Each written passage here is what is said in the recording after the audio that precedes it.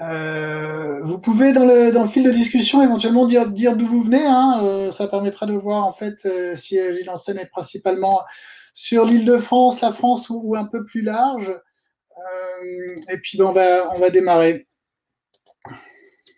Donc vous êtes bien à la bonne, en tout cas la conférence PA Planning en remote vue de l'intérieur. Avant tout, merci aux sponsors d'Agile Enseigne pour cette quatrième édition. Merci également aux partenaires pour cette première édition 100% en ligne.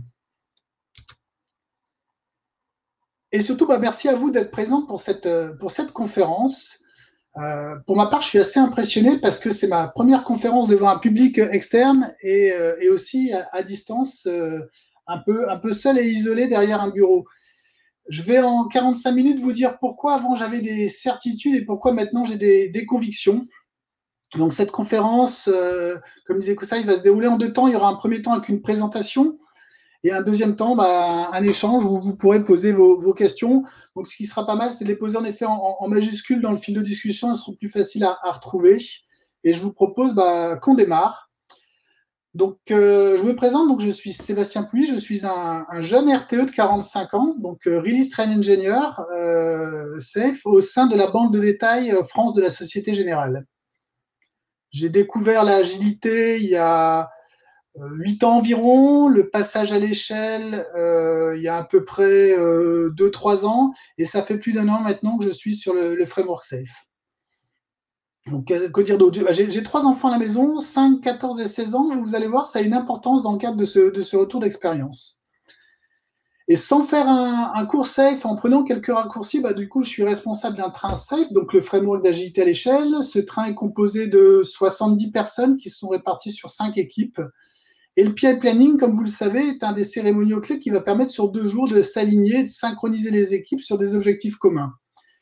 Et j'étais vraiment certain qu'on pouvait faire ce PI Planning uniquement en présentiel. Dimanche 15 mars, c'est l'annonce du confinement qui va sonner pour moi comme la fin des programmes. Notre troisième PI Planning était prévu le 24-25 mars et à ce stade, on savait pertinemment qu'on ne pourrait pas le maintenir dans des bonnes conditions puisqu'on n'aurait pas en fait les accès aux ressources VPN n'étant pas sur des activités critiques au niveau des équipes. Donc nous avions deux choix, soit de décaler le PI Planning de quelques jours, voire quelques semaines, soit le maintenir sans faire réellement de PI Planning pour ne pas casser le rythme. Donc, ce qu'on a fait à ce moment-là, c'est que collectivement, on a décidé avec les membres au programme et des équipes de maintenir le timing sans faire de PI planning. L'incertitude, en fait, sur cette période ne nous permettait pas de nous projeter. Et de toute façon, les équipes allaient quand même travailler pendant cette période. Donc, on a décidé de le reporter. Donc, ce retour d'expérience, bien sûr, est pas sur le troisième PI planning de mars, mais bien sur le quatrième qui a été fait en juin.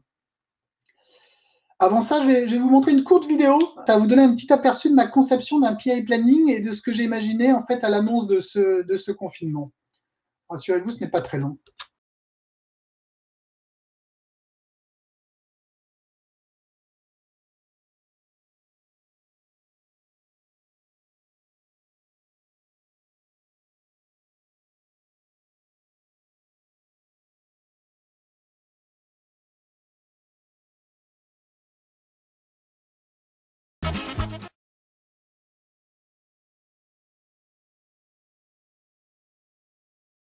Light me up a cigarette and put it in my mouth. You're the only one that wants me around, and I can think of 1,000 reasons why I don't believe in you.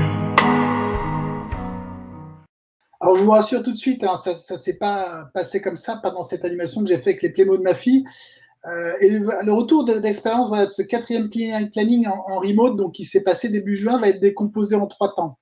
Dans un premier temps, je vous parlais de l'avant PI planning, dans un deuxième temps du pendant, et dans un troisième temps de l'après PI planning. L'avant.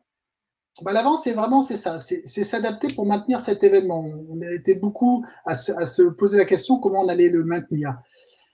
Ce que je veux dire déjà, c'est que notre organisation agile et agilité à l'échelle, pour nous, c'était un réel atout et on a pu rapidement en fait adapter le périmètre, hein, au sens périmètre business. On a pu adapter nos agendas et on a pu adapter nos outils et ce de manière vraiment très décentralisée sur la prise de décision. Donc ça a été quelque chose de rapide.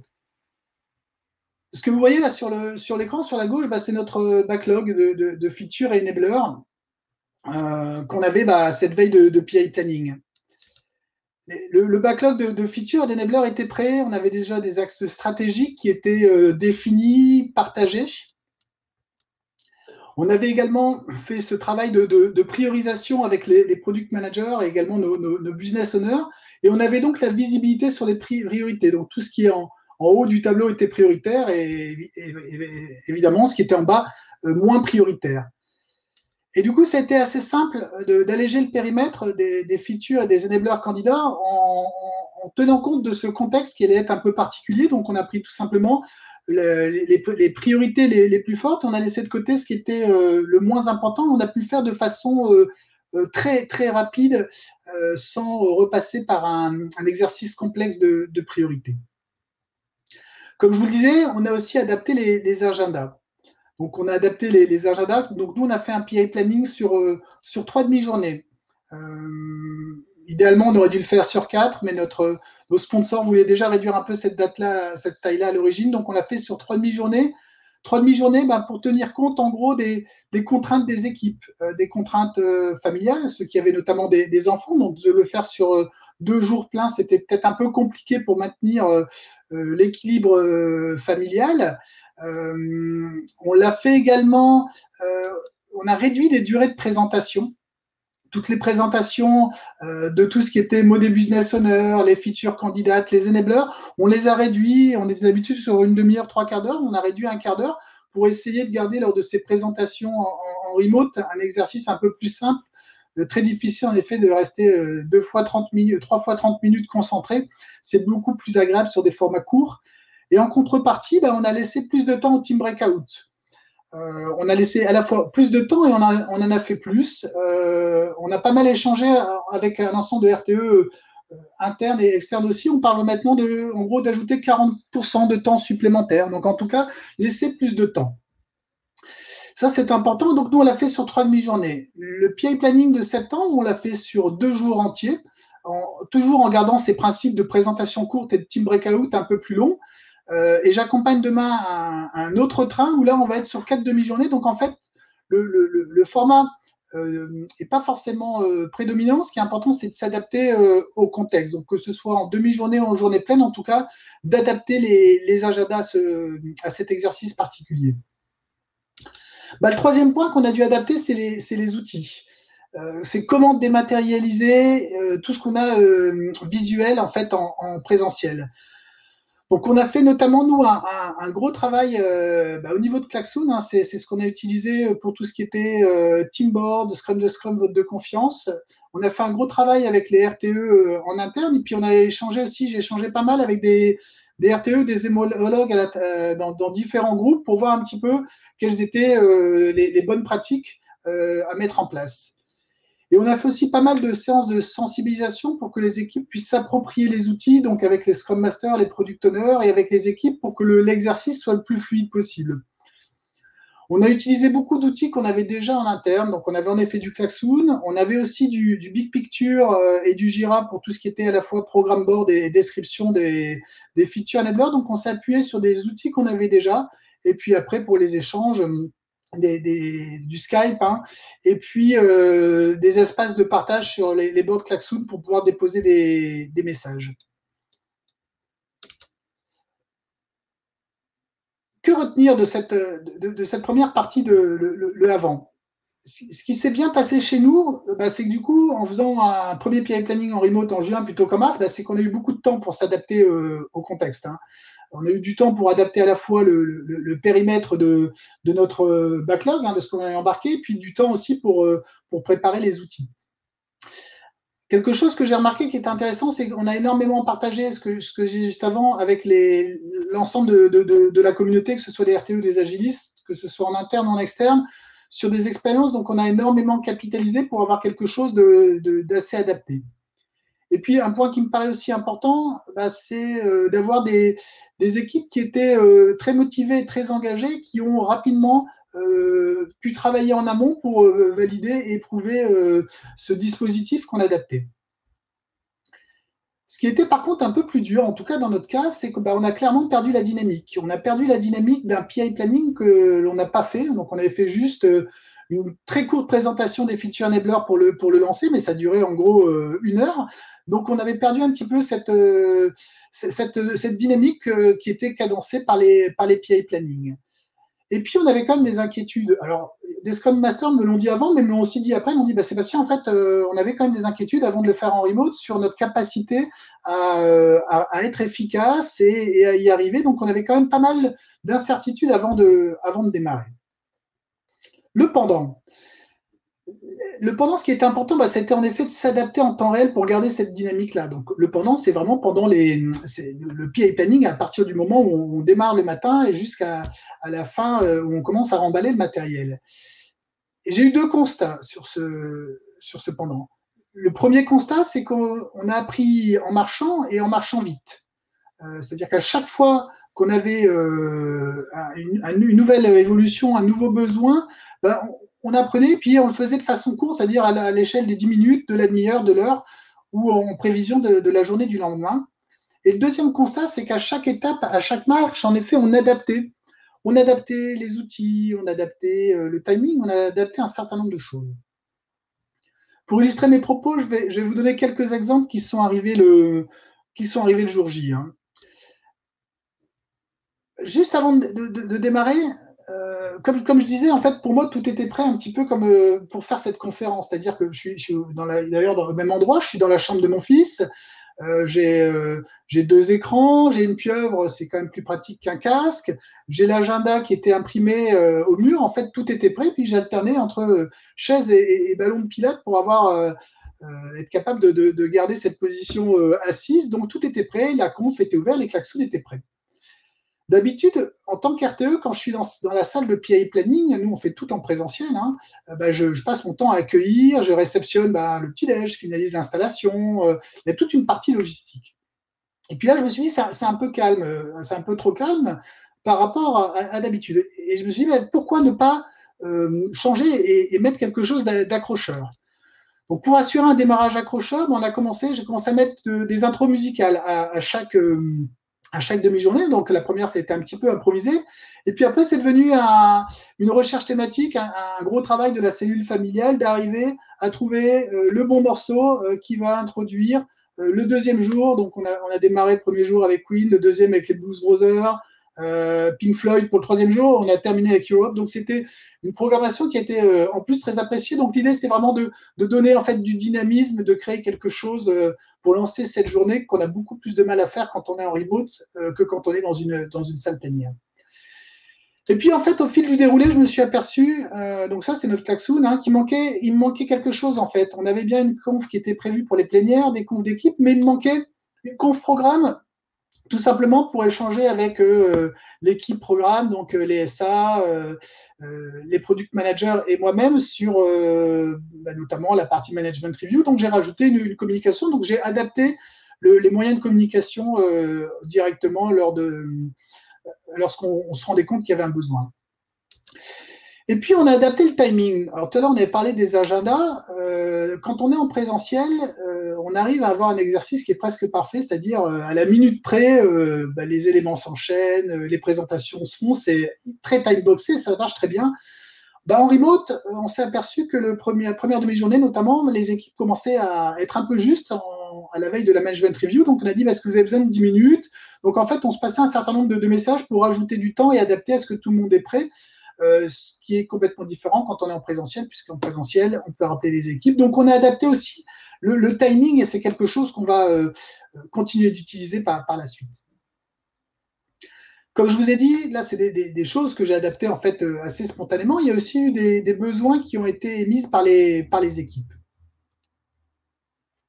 Donc là, ce que vous voyez sur la droite, c'est un team board hein, de l'équipe FGAD donc assez classique. Donc on a reproduit en digital ce qu'on a d'habitude. Et puis là, j'ai eu des demandes en fait qui sont venues des équipes. Il y a notamment Vincent qui m'a demandé, Scrum Master, mais est-ce que Sébastien, tu pourrais nous rajouter un visuel que tu as mis d'habitude pour ne pas remplir l'IP. Donc, c'est assez naturellement sur l'ensemble des boards des 5 équipes, en un temps très rapide, on a pu rajouter ce visuel, cette adaptation. J'ai aussi un product owner ou un scrum master, je ne sais plus, qui me disait, mais en fait, d'habitude, tu nous mets les champs vélocité load, est-ce que tu peux nous les rajouter? Donc, on a rajouté des champs vélocité load qui d'habitude sont prévus dans les boards, mais que j'avais oublié de mettre dans le Klaxoon à ce moment-là. Et comme je vous ai dit tout à l'heure, dans les moyens d'échange, on avait les Skype et puis on avait aussi créé une message box en fait, là où on pouvait venir déposer des messages, donc c'était très pratique. Le problème, c'est qu'on ne savait pas qui déposait les messages. Donc on a juste rajouté une consigne, est-ce que vous pouvez signer vos messages, ce qui était sinon très compliqué d'aller contacter la bonne personne. Donc des petites adaptations qui ont fait gagner beaucoup de temps d'un point de vue opérationnel aux équipes. Et Eric, Scrum Master de l'équipe, d'une des équipes, me dit, mais c'est super, maintenant, est-ce que tu pourrais juste nous agrandir les boards parce qu'on passe notre temps à resizer les post-it, tu as fait des boards trop petits. Donc rapidement, j'ai agrandi les boards de l'ensemble des équipes. J'ai 2 autres exemples en fait qui sont arrivés lors du PI Planning 5. J'ai rajouté en fait un team board pour les systèmes architectes. Ils n'en avaient pas auparavant, ils commençaient à avoir pas mal de sujets qu'ils voulaient aussi programmer. Et j'ai rajouté un visuel avec les feature enablers priorisés, donc ce que je montrais tout à l'heure, le backlog de feature enablers. Je les ai mis directement en fait dans le Klaxoon pour que les équipes puissent aller le consulter quand ils avaient besoin de se challenger en gros sur la priorité d'un ou 2 éléments. Donc au final, moi où je m'attendais à être un peu seul devant mon écran, j'ai pu réellement jouer ce rôle que je joue en présentiel, celui de servant leader et de facilitateur. C'est juste qu'au lieu de gérer une logistique, on va dire, de terrain et de passer d'une équipe à l'autre, j'ai géré une logistique d'outils digitaux et je suis passé d'une conf à l'autre. Que retenir de cette période, du pendant le PI Planning? Ce qui s'est bien passé chez nous, en tout cas, c'est qu'on a eu beaucoup de temps, gagné du temps sur de la préparation. Notamment, en présentiel, on écrivait les post-it pour les features et les enablers. Les équipes réécrivaient tous les post-it des US. Et là, avec de Jira vers Klaxoon, en fait, ça nous prend 5 minutes pour initier le backlog programme et chaque équipe pour initier son backlog d'US. Donc ça, cette notion d'efficacité, de gain de temps en termes de mise en œuvre a été vraiment très, très, très importante. Et puis, en effet, d'ajuster en temps réel et simultanément l'espace de travail pour toutes les équipes sans les gêner dans leur travail. Alors, il faut faire juste attention de ne pas trop bouger les boards au moment où ils travaillent dessus, mais c'est quand même quelque chose qui est beaucoup plus simple à gérer que quand on est en présentiel. Ce qui était un peu plus dur, par contre, on a perdu, et c'était constaté par beaucoup d'équipes, on a perdu tout ce qui était échange informel. On a perdu les échanges informels de l'accueil, du petit déjeuner, la musique ne le remplace pas. On a perdu les pauses, on a perdu l'échange qu'on avait lors du déjeuner, éventuellement de la soirée entre la première et la deuxième journée, et ça, on n'a pas encore réussi à le recréer. Et puis, ce qui est compliqué, c'est de garder tout le monde focus. Là, on a démarré il y a à peu près une quinzaine de minutes. Je ne sais pas combien ont un peu décroché, sont passés sur un autre support, mais c'est très compliqué, en effet, de garder les personnes focus, concentrées sur le sujet. Quand on est en présentiel, on voit un petit peu quand quelqu'un a un peu décroché, et puis il y a un dynamisme qui est un peu différent. Et puis, ce qui n'est pas mentionné là, mais on a perdu le côté aussi convivial. On a des haribots qui sont déposés sur les tables pour donner des sucres rapides aux équipes, et ça, on n'a pas réussi à le reproduire. Il y a des réflexions sur des imprimantes 3D alimentaires, mais en tout cas, on n'a pas réussi à recréer ces facilitateurs qu'on a quand on est en présentiel. Alors, maintenant, au début, ce slide dans la présentation, je l'avais appelé après. Donc, c'était après, s'adapter et construire les PI planning. Et puis, je me suis rendu compte que l'après d'hier était un peu devenu le maintenant d'aujourd'hui. Donc, voilà, j'ai juste renommé. c'est pas tout à fait l'heure du bilan, c'est pas encore la conclusion. Néanmoins, on se rend compte qu'il y a des PI planning d'un nouveau format qui sont arrivés. On se pose pas mal de questions. Est-ce qu'il faut faire que du remote? Est-ce qu'au contraire, dès qu'on peut, on va faire du présentiel? Est-ce que c'est gérable d'avoir un PI planning avec à la fois des équipes ensemble et des personnes qui sont chez elles? Ce qui me paraît moins important, en tout cas, c'est que la notion de remote doit devenir un non-événement. Alors ça, c'est pas de moi, c'est d'une coach qui m'a dit ça quand j'ai fait cette présentation cette semaine. Elle disait en effet, il faut que ça devienne un non-événement. Par contre, le PI planning, lui, doit rester un événement. Donc ça, c'est quelque chose qui paraît important. Néanmoins, on va avoir quand même des nombreux facteurs qui vont être à prendre en compte. On va avoir un contexte sanitaire. On ne va pas se le cacher, le risque de reconfinement. On va avoir des consignes peut-être de présence sur site à 50% qui vont complexifier notre exercice. On va avoir aussi un contexte, on va dire, plus organisationnel. Hein. Le télétravail est en train de se généraliser en interne et puis également avec les prestations de services. Donc, avoir tout le monde présent au même moment, ça va plus forcément être très évident. Et puis, on a un contexte économique. Hein. Les déplacements vont peut-être être réduits, puis on va peut-être avoir des réductions de budget. Néanmoins, on peut déjà se poser la question autrement. Qu'est-ce qu'on peut garder, qu'est-ce qu'on peut développer? Encore une fois, puis c'est un peu le principe de ce retour d'expérience. Hein, ce que je vais dire, bien sûr, n'engage que moi. Hein. Moi, je pense qu'on va garder les outils. On s'est quand même aperçu que les outils étaient des très bons supports s'ils sont bien utilisés, si on a la logistique adaptée. Hein, je pense notamment aux écrans. Et on a réussi à prouver qu'ils pouvaient répondre à un enjeu de visuel tout en donnant un gain on va dire, d'efficacité. J'étais avant certain qu'on ne pouvait faire un programme board que sur un grand papier craft avec des post-it et des fils de laine rouge et que rien ne remplacerait ce visuel. Et l'utilisation de Big Picture nous a montré qu'on pouvait faire un programme board autrement. Je pense aussi qu'on va garder toute cette partie de préparation et d'appropriation.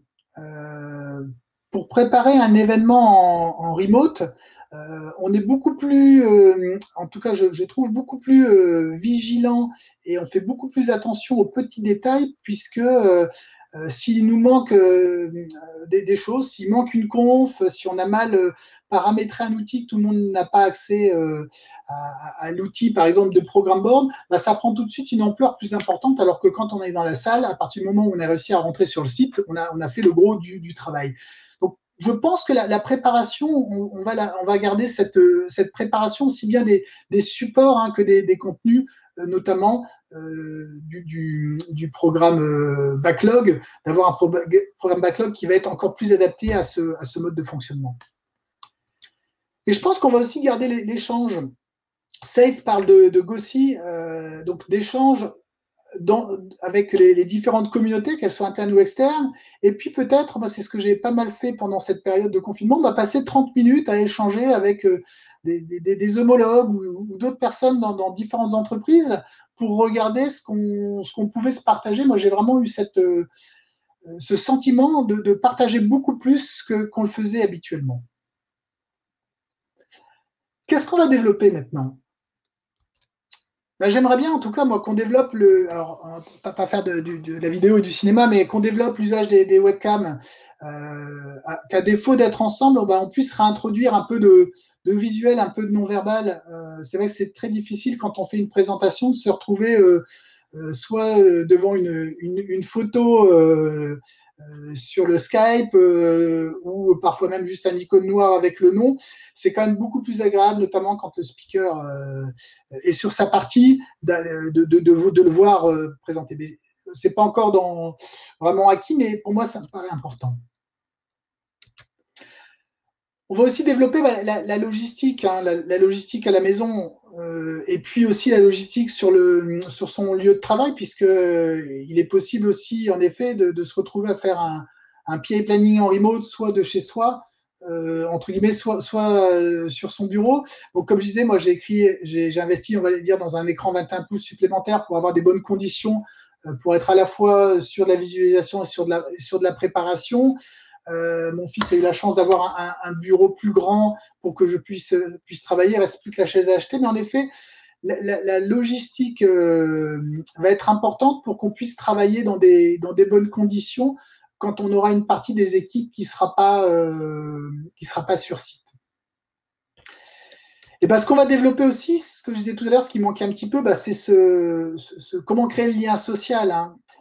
J'ai pas vraiment de pistes concrètes, mais comment recréer ce qu'on avait quand on faisait des accueils, petit déjeuner, etc. Donc on a commencé à réintroduire des éléments, hein, des challenges d'équipe, un peu de fun.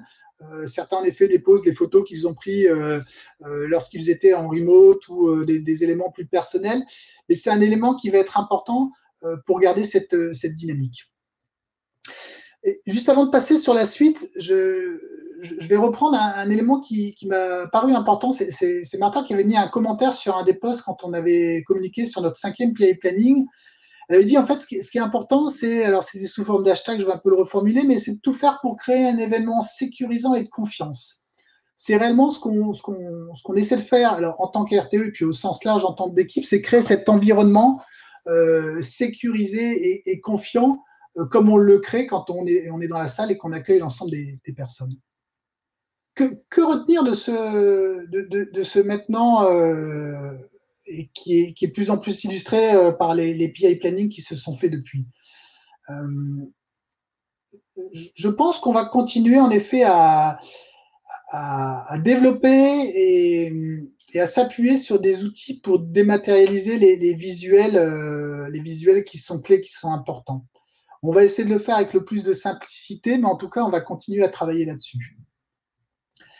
Et puis, on va encore plus rendre les équipes moteurs et acteurs de ces PI planning.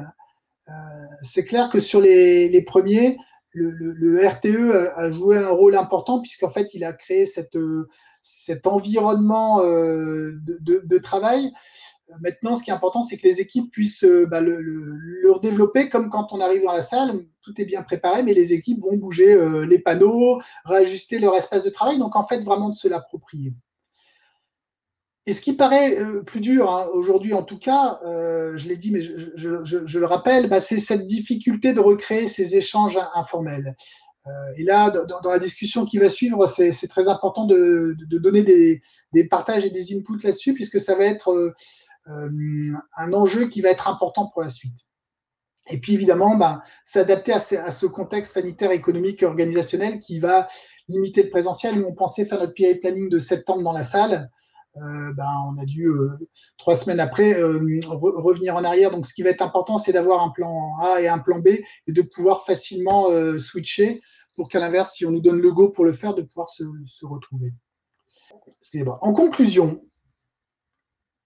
aujourd'hui, j'ai plus des certitudes, hein, mais j'ai au moins 3 convictions. 3 convictions par rapport à cet exercice. Ma première conviction, c'est qu'on a le droit de se tromper, hein, ou plus exactement d'essayer. Et c'est ce qui va enrichir en fait ces versions, entre la première version d'un PI planning en remote, la deuxième. On voit bien qu'on tient compte d'un certain nombre de choses, on rajoute des éléments et puis on simplifie. Et tant qu'on n'a pas essayé, on ne sait pas si ça peut marcher. Donc ça, c'est un élément qui est extrêmement important.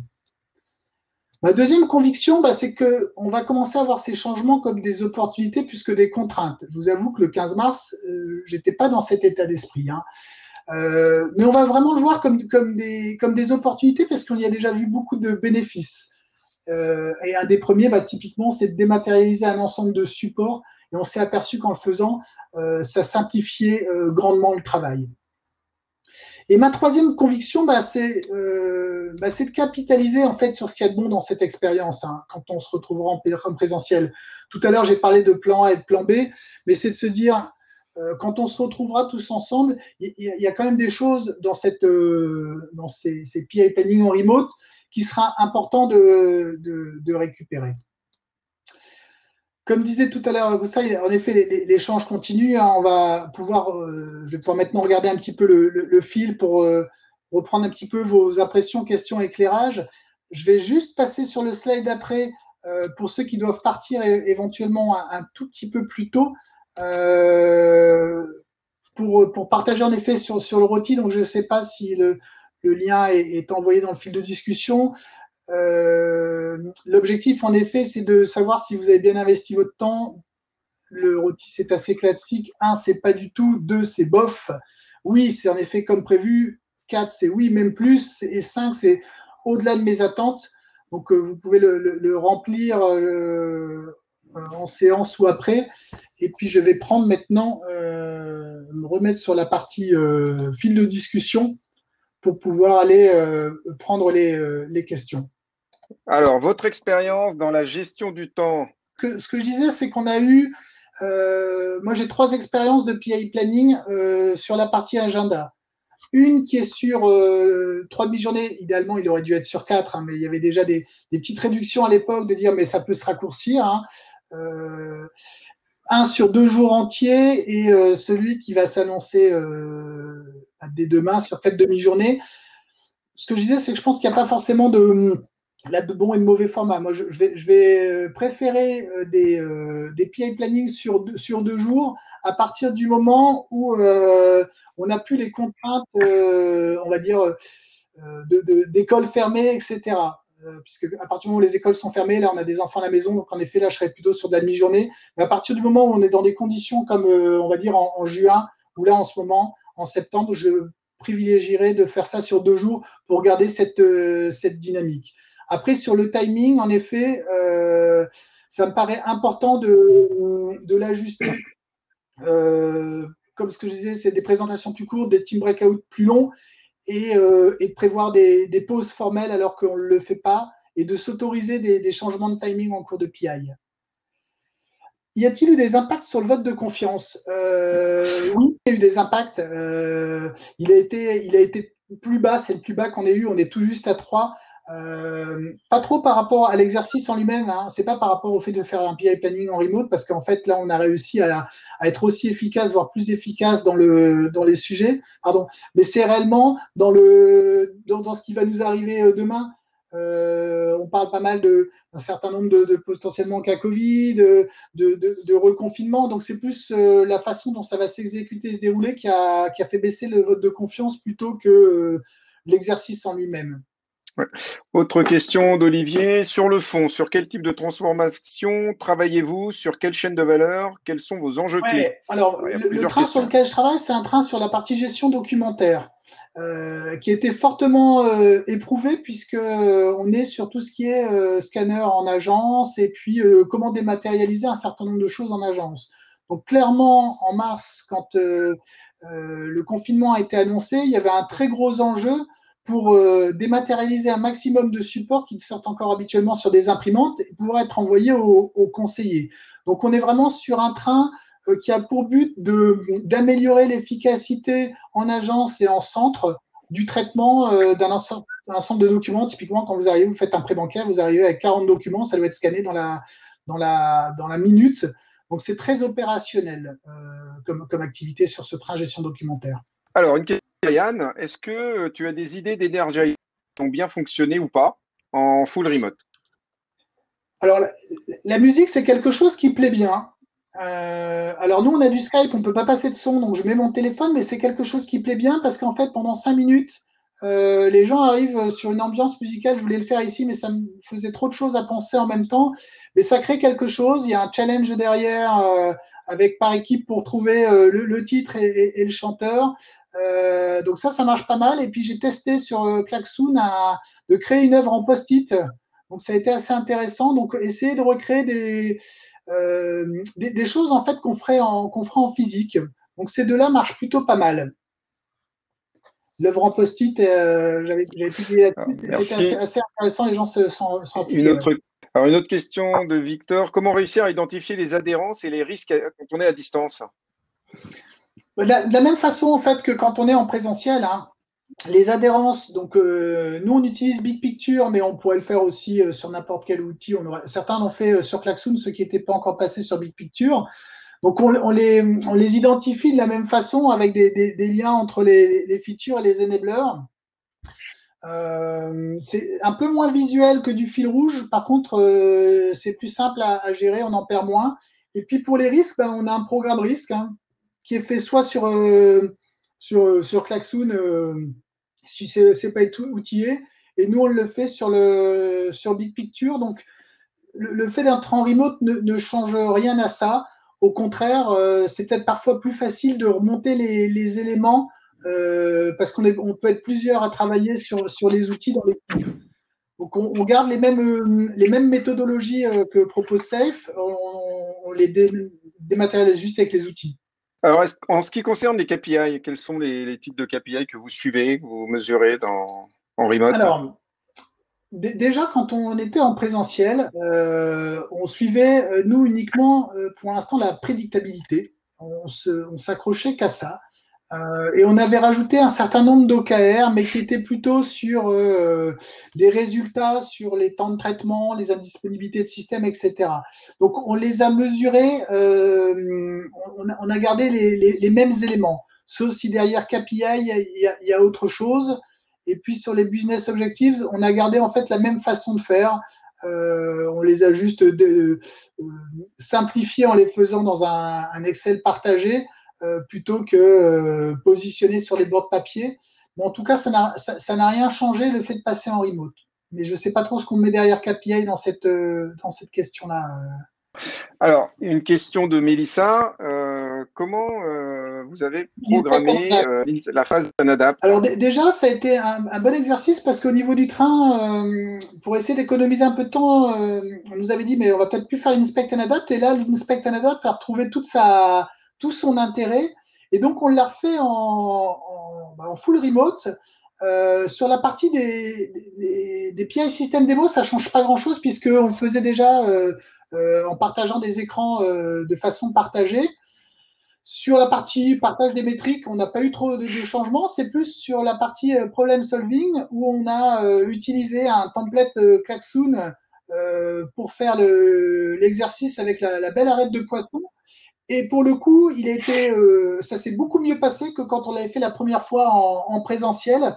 Parce que c'est beaucoup plus simple de répartir. Donc, on avait fait 6 équipes, de faire travailler 6 équipes sur des boards et de restituer que de le faire dans une salle où c'est très bruyant. Donc là, pour le coup, c'était plus efficace. Donc, on a un template qu'on pourra à l'occasion, à la demande un peu repartager, où on a dématérialisé, puis on a redonné un certain nombre de consignes. Donc ça a été plus simple. Alors, Brian, pardon, voudrait savoir comment vous avez réussi à intégrer les parties prenantes. Alors, exemple, management flyby en remote, si ça te parle. Les parties prenantes, on avait déjà du mal à les intégrer quand on était en physique.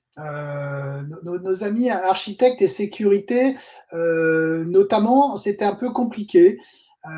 Donc ça n'a pas changé grand-chose, si ce n'est en fait dans la préparation aussi quand même, puisqu'en fait le fait de beaucoup mieux préparer, ce qu'on avait vu avec les équipes, c'est qu'en face de chaque feature enabler, c'était d'autant plus important d'aller chercher les contributeurs pour leur demander s'ils étaient bien informés sur le sujet, informer des jalons, s'il y avait parfois des problèmes d'argent aussi, hein, ça peut arriver.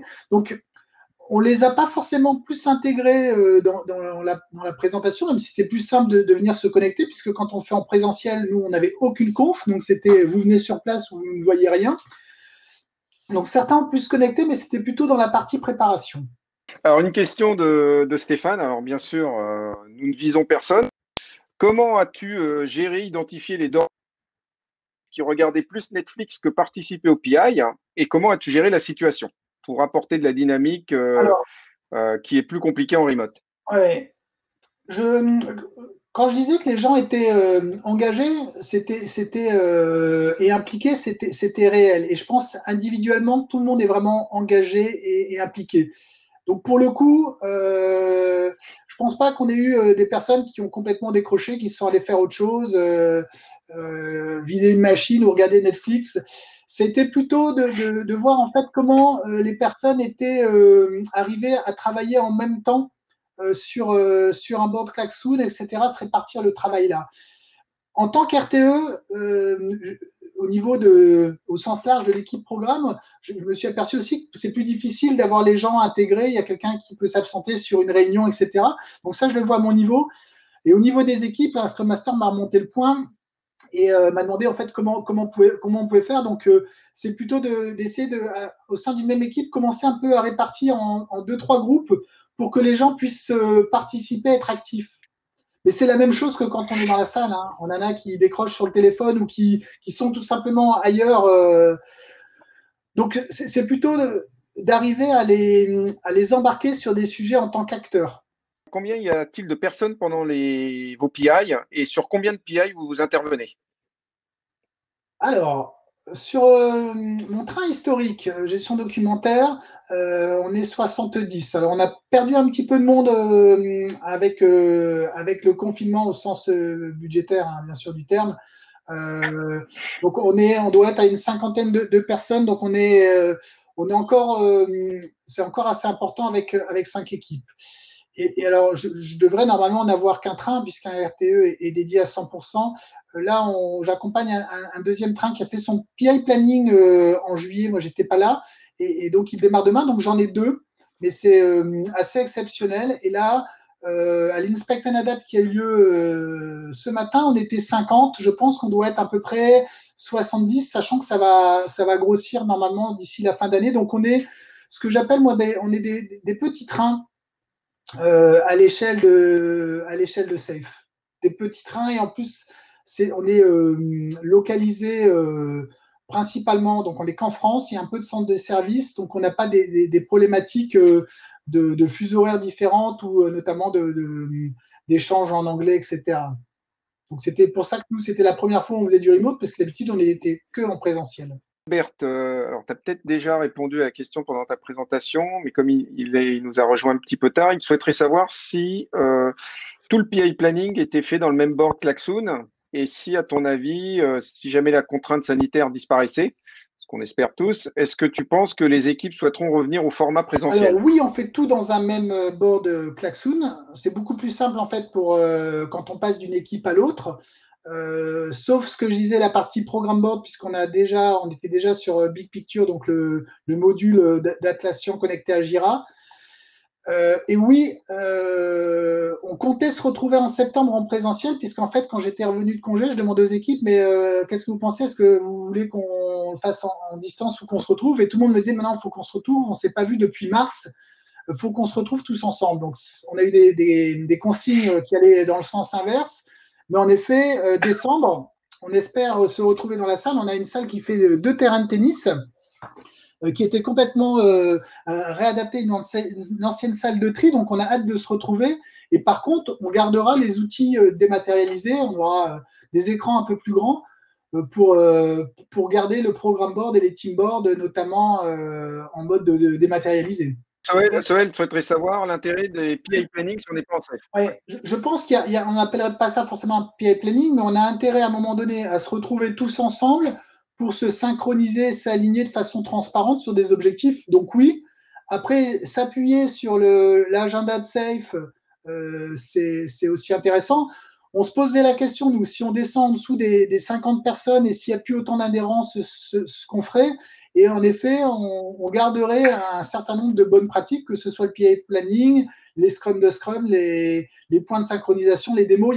En effet, il y a des choses très intéressantes pour se synchroniser et s'aligner. Alors Alain, une question concernant le réseautage. Alors le côté réseautage, les développeurs qui échangent avec un top manager en coupant les niveaux intermédiaires pour avoir la vue réelle, sans ces interprétations intermédiaires, n'est-il pas réduit? Et le risque n'est-il pas de ne plus faire des PI core remote et par là même de remettre les barrières du Alors middle nous, ça n'a pas management? changé. Je comprends un peu la question. Nous, le fait d'être en remote, en fait, on a créé des confs d'équipe où tout le monde pouvait venir, des confs plénières où tout le monde pouvait venir. Donc l'échange qu'on pouvait avoir entre, on va dire, un développeur et un business owner quand on était dans la salle de PI planning, on peut l'avoir également quand on est en remote. Par contre, c'est vrai que si on fait que du remote, c'est un peu plus compliqué. Quand on est dans un espace physique, qu'on voit un manager ou un business owner, on peut aller discuter avec lui et lui, dans son rôle de leader, va venir aussi discuter. C'est moins naturel sur une conf. Mais on l'a pas perdu. Si on faisait que ça, je pense que ce serait plus compliqué. Une question d'Olivier. Quel serait pour toi un format idéal? Soit tout en présentiel ou est-ce que l'idéal est de combiner remote et présentiel? Et comment répartir les choses entre les Alors deux, moi, à ton avis? j'ai pas d'idéal. Le jour où on peut tous se retrouver en présentiel, c'est super. Le jour où on le fait en remote, on s'adapte. Le jour où il y a des équipes qui sont en présentiel et en remote, il y a quelque temps, je me disais, mais en fait, une équipe, soit elle est complètement ensemble, soit elle est disséminée, parce que sinon, on va perdre de l'information. je revois un peu ma copie parce que je pense que s'il y a 4 personnes d'une équipe à un endroit et que un des quatre, le cinquième, pardon, est chez lui, à partir du moment où il y a une pieuvre avec le son qui est partagé, le but c'est de pas perdre d'informations. Donc pour moi c'est pas des choses, il n'y a pas d'idéal, c'est juste qu'en fonction de full remote, full présentiel ou les intermédiaires, il faut juste adapter les règles et les consignes et les moyens d'échange et de communication pour pas qu'on en perde. Alors, Virginie souhaiterait savoir comment avez-vous mis en place la possibilité d'interpeller quelqu'un quand on a besoin d'une intervention, soit d'un autre PO, soit d'un architecte ou une autre Alors, personne transverse. avant de dire comment on a fait, je pense qu'il y a un outil qui doit s'appeler Sococo. Je ne sais pas si je le dis bien, mais qui permet de rendre visuel des salles en fait, et on voit où sont les personnes. On peut directement aller les chercher, etc. Et quand on est en plénière, se dire tiens, il nous manque quelqu'un. Je crois que c'est Sococo. Il faudrait que je le retrouve parce que j'avais échangé, ça avait été utilisé dans un des contacts que j'avais eu. Donc nous, on n'avait pas ça. Du coup, quand on devait aller chercher quelqu'un, on allait le chercher avec le Skype. On allait lui dire, bah, tiens, on t'attend à tel endroit. Donc c'était la partie un peu la plus compliquée parce que quand on est dans la salle, c'est facile. On va voir, je dis, tiens, Stéphane, est-ce que tu peux venir là dans telle équipe? On a besoin de toi. Quand on est sur Skype et qu'on est déjà en conf, on ne voit pas forcément. Mais en tout cas, c'est comme ça qu'on allait chercher les gens. Mais il y a des outils qui permettent de rendre ça plus visuel et de recréer exactement ce qu'on a en présentiel. Une question de Lisette. Quelle session du PI Planning avez-vous enlevé, diminué pour arriver à 1,5 jours? Alors, faut pas faire ça. Il faut pas essayer d'aller à 1,5 jours. En fait, on aurait dû le faire quasiment en 2,5. Qu'est-ce qu'on a fait? On a réduit fortement les parties de présentation. Fortement ces parties-là. On a réduit, non, dans les team breakout, on les a laissés. En fait, on a réduit les pauses et puis on a fait des grosses demi-journées. Mais c'est vraiment, voilà, c'est vraiment pas un exercice à faire de le faire sur 1,5 jours. Surtout, on se dit en remote, faut qu'on rajoute des jours. Nous, on les a enlevés, mais voilà, on jouait avec des contraintes particulières. Donc voilà, on a réduit les temps de présentation. Par contre, on n'a pas réduit les temps de team breakout. Arnaud vient de vous partager le lien Sococo, donc c'est bien Sococo le nom, hein, donc vous pouvez aller le voir. Une question de Madeleine. Comment faites-vous visualiser le travail effectué par les équipes transverses ou les différents trains pour connecter le travail fait pendant le PI planning afin de gérer les risques et les dépendances des équipes? Avez-vous besoin de retravailler les infos après le PI planning? Alors, la notion d'équipe transverse ou des différents trains. Alors, nous, on n'a pas différents trains, on n'est pas au niveau solution. Je pense qu'il y a une autre conférence là-dessus de mémoire jeudi prochain par des collègues. On a 5 équipes qui travaillent qu'entre elles. Les dépendances, elles sont matérialisées par rapport à des contributeurs externes. Donc, au travers d'un programme board, on est capable de les visualiser et de les matérialiser. Et il n'y a pas trop de retravail après. On est au cinquième, enfin, on était au 4e PI. C'est des équipes maintenant qui se connaissent bien. Il y a une certaine maturité.